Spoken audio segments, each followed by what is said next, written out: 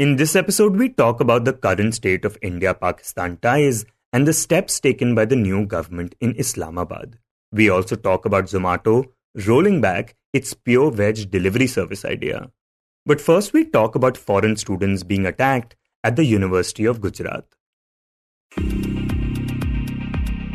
Hi, I'm Shashank Bhargav, and you're listening to Three Things, the Indian Express news show.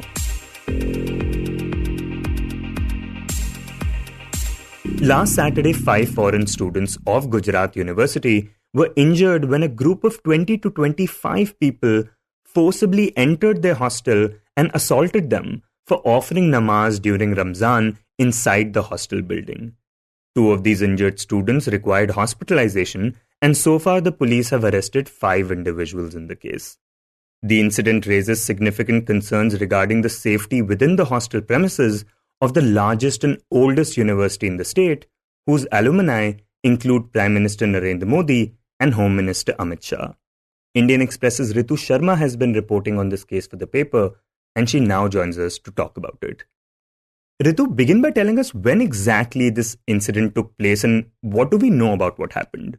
So this incident happened at around 10:30 p.m. on March 16. That was Saturday last week. So when a few foreign students were offering Tarawih, which is the late night namaz offered during the Ramzan month. So they were offering this namaz at a concrete platform outside their rooms, but that was within the hostel premises only, which is a Block A hostel of Gujarat University in Ahmedabad. And this is a boys' hostel for international students. So according to police, what happened was the entire incident turned violent when one of the Afghan students slapped one of the locals who was questioning the security guard and the students about offering namaz in the open. Now, following which the local students, they seem to have established a contact with some others, and they were also not students of the university, but the residents of Ahmedabad only, to intervene in the matter. It turned violent as the protesters reacted by assaulting the students who were chased to the rooms. The foreign students, they were chased to the rooms, and the locals, they vandalized their vehicles and belongings like laptops, mobile phones, also damaging the hostel property like the ACs which were installed in the rooms, the cupboards. And so far, 5 persons have been arrested by the Ahmedabad police in this matter. And Ritu, had there been tensions between these foreign students and the local ones?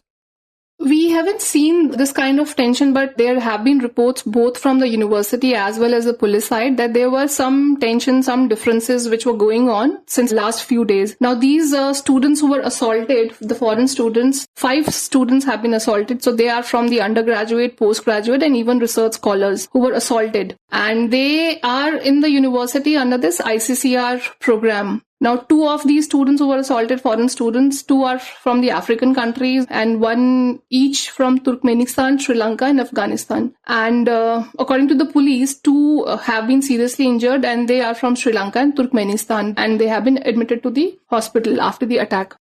Right, and can you also talk a bit about just how many foreign students are studying in the university at the moment under this program?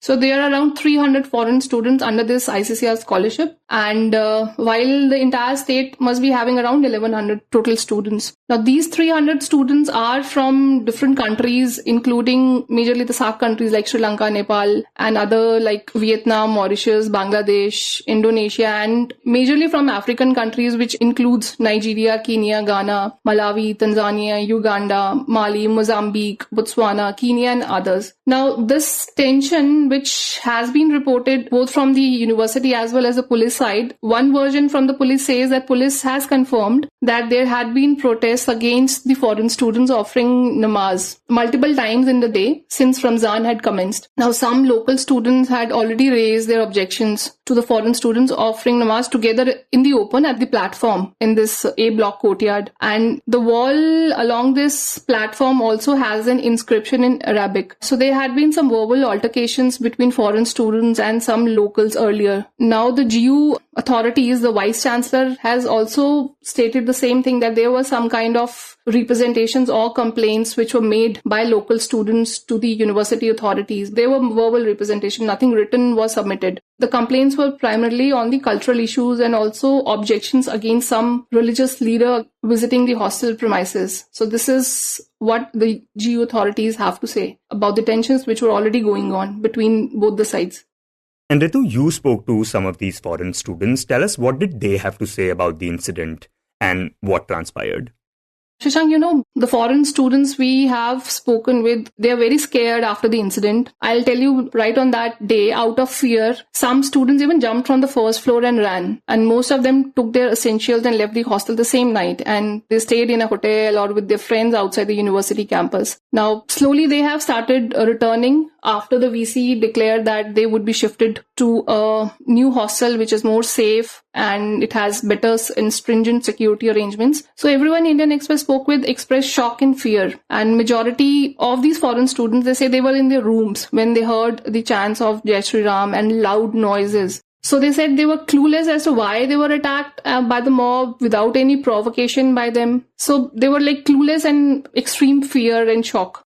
Yeah, and this entire incident really does raise concerns about the security of these international students and also the university's reputation. And in that regard, you spoke to the university's vice chancellor. What did she have to say regarding all this? No, certainly it does raise concerns and serious questions. Now, speaking from her experience as before joining as a vice chancellor of Gujarat University, last year only in June 2023, Professor Neerja Arun Gupta was herself the coordinator of this program, which is called the Study Abroad program of Gujarat University for more than 16 years. Now, she has reiterated during the interview that these foreign students need to be mentored in a better way. Now, by this mentoring, she elaborated that they need to be mentored and told about the cultural assimilation that could have been done in a better way. Now, this includes briefing the foreign students about the local society, the customs, the prevalent emotions, so that even they feel secure. So this is what she has to say. And she also stressed on the requirement of cultural sensitivity as well as religious sensitivity. She also added that this cultural sensitization would also include telling them where they are overboarding and how the resistance is expected at some manner. Now, she gave an example, for instance, if talking about this incident only, this attack on foreigners. So we say that India mein attack hua hai, Gujarat mein attack hua hai. Similarly, this leaves an impression in their country, as in like she said that it's not only a student but the entire country. So they leave a legacy. It is them to decide what legacy they want to leave. Now, she herself has taken up this task about this cultural sensitization and met the students, foreign students, several times after the incident and have been briefing them on these things. Okay, so in a way, she's saying that these international students should basically behave in the way that majority of these local students expect them to and should not do what is not considered right by them. Yeah, definitely. Definitely she's saying this only, that the foreign students need to be aware of their surroundings or the culture, the society in which they are. And specifically she means like Gujarat and Ahmedabad. Now she also gave another example, as in Gujarat being majorly a vegetarian society, and these students prefer and they are even allowed to eat non-vegetarian in their hostels. And so she said that recently in the past there have been complaints of the way they have been like throwing the leftovers of the food probably in the open or even leaving it in the flush and all. So which is not acceptable from the society, either could be from the neighbors or from the residents of other hostels nearby. So these are the specific examples which she has given, that the foreign students need to be aware of the surroundings or of the society they are in. And Ritu, since the underlying tensions are religious, have any political parties reacted to this incident?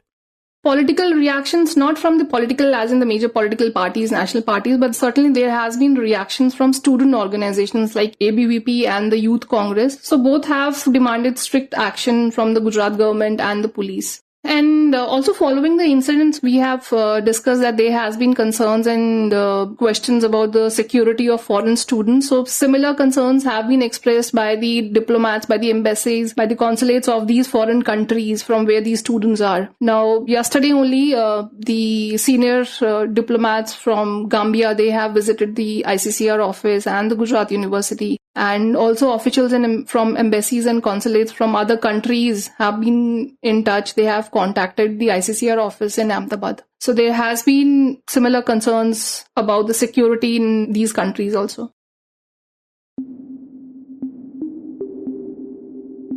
And next we talk about Pakistan. Over the past 6 years or so, the relations between India and Pakistan have steadily deteriorated. In fact, in 2019, following the abrogation of Article 370, Pakistan recalled its envoy from New Delhi. But now, after a new government led by Shahbaz Sharif came to power in the country earlier this month, Islamabad took its first step in engagement by appointing a diplomat to New Delhi for a 3-year term.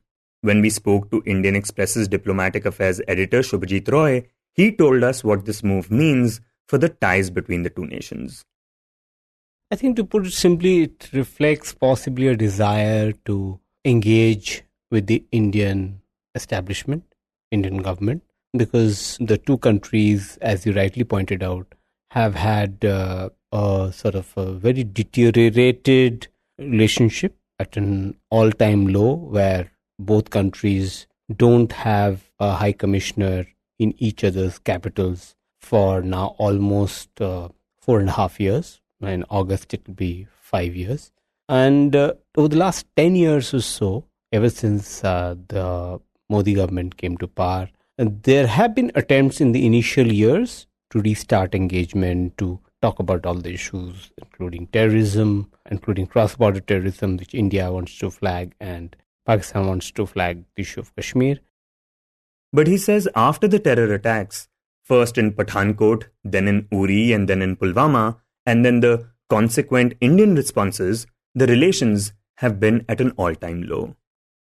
And after the abrogation of Article 370, I think it was sort of a final nail, last nail in the coffin. And so there has been diplomatic presence in each other's countries, but not at a high level. Also, the Indian system or Indian government hasn't seen any value in engaging with Pakistan in the last 5 years. It has seen it initially as a strategic distraction. That's how they wish to frame it. Now there is a sort of what many say is a doctrine of indifference, that it doesn't matter whether you engage with Pakistan or not. So as a result, for example, the South Asian cooperation through SAARC, that has been held hostage because the two countries are not talking to each other.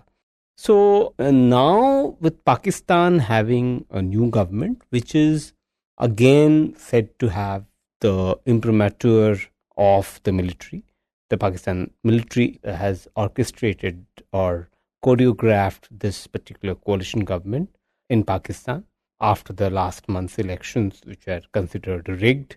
So in that context, the new Pakistan government, which is military supported, military backed, military installed, they have sort of sent in their envoy, not a high commissioner still, but a charge d'affaires. He explains that in the absence of an envoy, there is a mid-level diplomat that has been sent. And India already has a mid-level envoy there as a CDA, as a charge d'affaires. And so there is a sense that probably this is the time that the Pakistan establishment once again wants to renew its efforts to engage with India because of its economic imperative, because of its financial situation. So that's what the sending or appointment of the Pakistani diplomat as CDA signifies. He says India at the moment is just waiting and watching on how this plays out, and especially not in a hurry, considering the Lok Sabha elections are just around the corner. Only after June, once the results of the Indian elections come about, and then the government with a fresh mandate for 5 years will possibly look at what to do next. Also by that time, it will be 3-4 months of the Pakistan government. And Indians would have a sense of the legitimacy of the Pakistan coalition government, how much support does it enjoy, how serious are they in terms of cracking down on terrorism. And that's when India would be in a better position to take a call. Right, and Shubhajit, in 2019, when the Balakot airstrikes had happened and the abrogation of Article 370 took place, Pakistan was at the center of BJP's poll campaign. Now, with the Lok Sabha polls just days away, have we heard anything from the Prime Minister about this new government? I think the only thing we have seen so far is the Prime Minister's tweet where he congratulated Shahbaz Sharif for his appointment as the new Prime Minister of Pakistan. Beyond that, Indian government has not said anything, unlike in the past where the congratulatory tweet also had a line about, how India sees the relationship in the broader regional framework in the context of peace and prosperity and stability in the region. But this time even that was absent. So that was a very perfunctory protocol tweet that the Prime Minister had sent out. But apart from that, there has been no such public statement. But so the Indian side has been very careful in not commenting on Pakistan right now. But it's too early in the elections campaign. Maybe a month down the line, we would be in a better position to give a sense of whether the Pakistan comes up in the Indian election narrative or not. Last time it was at the center stage because of the Pulwama terror attack and the Balakot airstrikes. It really became centerpiece in part of BJP's election toolkit. So we have to see this elections whether a similar narrative also come about. So far, we haven't seen any such signs of that. And Shubhajit, you earlier mentioned that there is now an indifference from the Indian side. But with Pakistan sending a diplomat to Delhi and even celebrating its National Day in the capital, does it give a sense that while India can afford to be indifferent, Pakistan with its condition cannot? To an extent, yes. So Pakistan obviously is going through an economic crisis with runaway inflation of about 30% plus, and there's joblessness, there's sort of poverty is rising, essential commodities are very, very expensive, and the Pakistani rupee has really depreciated in that sense, and if you compare it to the dollar terms. Now, in that kind of a situation, it needs investments, trade to boost the economy. India seems to be a natural choice because on the other side of Pakistan, it's Iran and Afghanistan, and it obviously doesn't do much, business there. So India has that scope that for Pakistan's economy. But Pakistan establishment, which is controlled by the military, it is mindful of the fact that developing any stakes with India will give some kind of leverage, economic leverage to India as well. So it is conscious of that fact. So it has not really gone whole hog in its trade and economic relationship with India. And here Shubhajit points out that at the moment, Pakistan to a great extent is still dependent on China for its economic investment and its benefactors in the Gulf. Saudi Arabia, UAE, they have been big funders, financiers to the Pakistan economy. And then, of course, it's in talks with the IMF for a bailout package. But obviously, with any bailout package from IMF also comes preconditions, which includes undertaking reforms, like if they have to privatize certain government sectors to build infrastructure or to sell their public sector companies, including, for example, the Pakistan Airlines, National Airlines, which is PIA.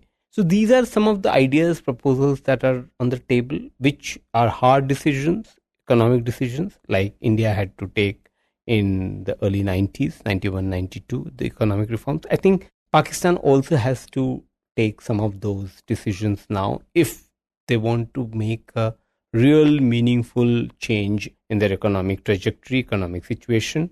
India has also flagged its concerns in the recent IMF meetings where it had warned that any IMF bailout package should not be diverted to sort of bolster the Pakistan military. It should not fund the Pakistan military and should be used for the Pakistan economy, which is helpful and meaningful for the people of Pakistan.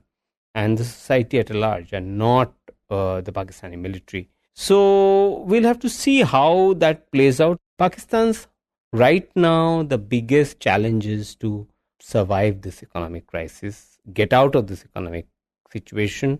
So that's why India is one of the options. Whether it's a preferred option or not, they will have to take a call.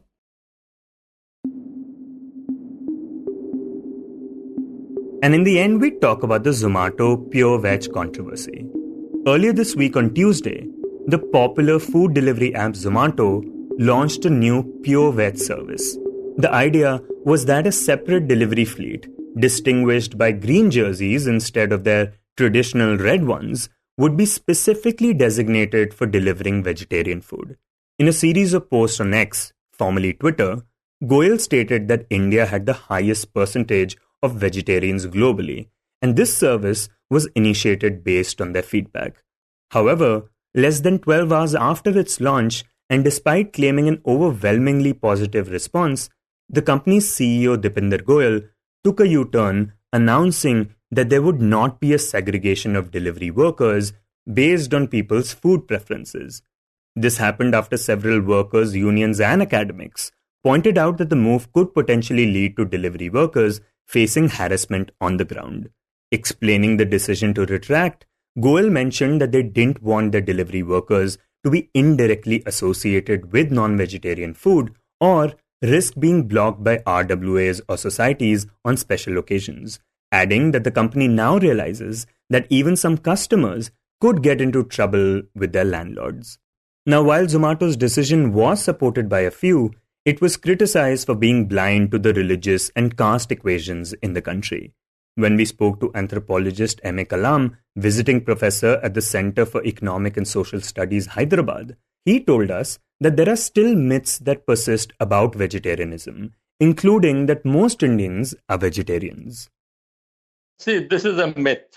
The first thing that if you have vegetarianism in India, for instance, going by the figures which came from the National Family Health Survey number 5, which was conducted between 2019 and 2021. These are the official figures which are available. Going by this, people who are aged 15 to 49, there's one slot I'm taking, about 83% of them are meat eaters. Now, if you are going to say that people who have been eating meat, the general implication which comes from that is that people who eat meat are from the minorities and tribals. And within the minorities, you know whom I'm talking about, the Muslims and the Christians. But he says that this is not true, because the Muslim population is estimated to be about 14% and the Christian population about 3 to 4%. So totally it's less than 18%, let's say. And what about the rest of the 82 who are meat eaters? What about them? Who are those people? But the target which will come is about these people, the minorities. And so considering that vegetarians are only about 16% in the country, and vegetarian food is associated with a sense of purity by those from the dominant castes, a decision like the one that Zomato was planning to make could have serious implications.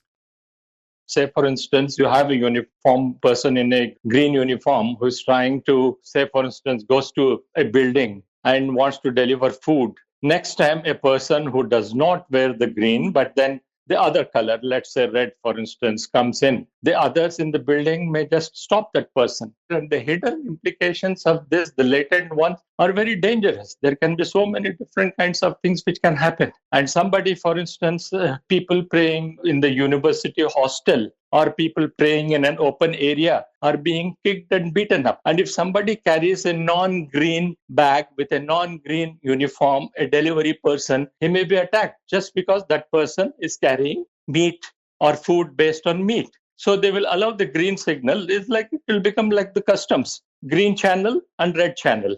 So your green channel people can do whatever they want and get away, and the red people can be attacked. Now, when talking about vegetarianism, he says that it's relatively a new concept. Historically, there was no way somebody could be vegetarian. It was important that you had to eat normal food, And only much later in history, when animal domestication was going on anyway, that was the first to happen. And subsequently, when plant domestication happened and agriculture and cultivation came up in some way, some people chose to do that. That's one. And the second thing I'm trying to point out is there's no such term like non-vegetarian. If you are traveling into many other countries outside India, nobody will ask you if you're a non-vegetarian. They will ask you if you're a vegetarian. Now, this is something I think people will find out only if they know a bit of history or read up a bit of history to find out what exactly and how exactly food practices emerged and evolved among human societies. You were listening to Three Things by the Indian Express. Today's show was written and produced by me, Shashank Bhargav, and was edited and mixed by Suresh Pawar. If you like the show, then do subscribe to us wherever you get your podcasts. You can also recommend the show to someone you think will like it, share it with a friend or someone in your family. It's the best way for people to get to know about us.